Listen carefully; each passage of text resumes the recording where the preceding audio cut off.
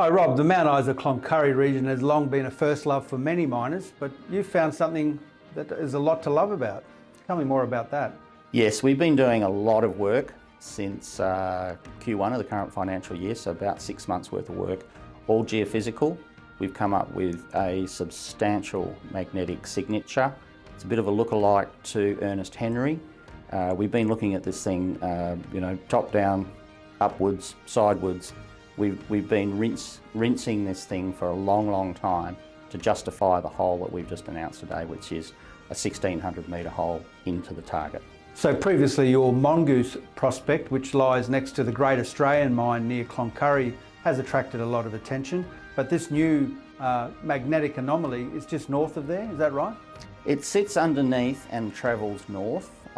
We've pegged the ground to the north. The potential structure runs north-northwest, and which means that we will own the bulk of that particular target, which we're very pleased about.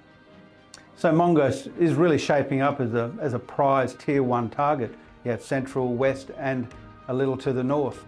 Yes, and for a company like us to have a target that we can justify drilling like this, so it's not blind. A lot of these holes that are drilled by majors and mids and juniors are often blind.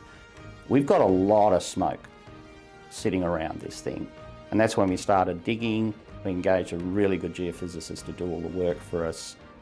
He brought all of his high-powered machinery into the game to give us 3D modelling.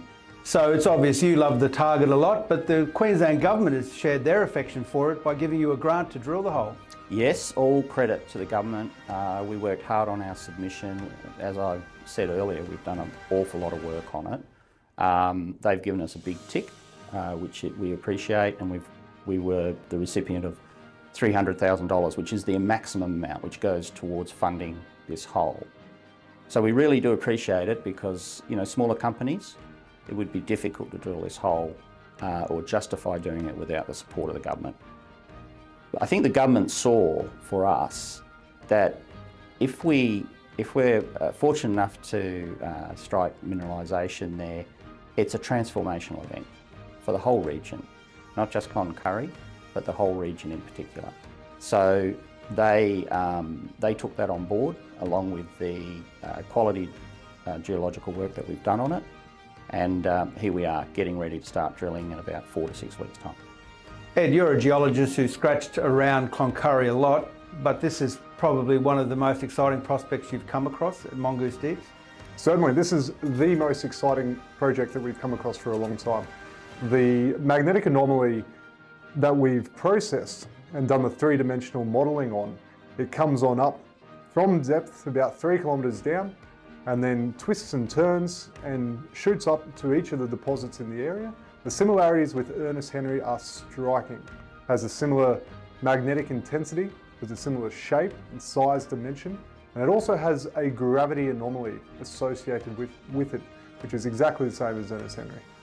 Well, this sounds very exciting. How did you come across it? Well, Rob and I were sitting one day up in Mount Isa, and we had just done the processing of the aeromagnetics, the 2-dimensional surface mapping of the magnetics. And we noticed that the Great Australia was sitting over here in the east, and then Taipan Paddock in the centre, and Mongoose in the west. And they all seem to be around this magnetic high feature.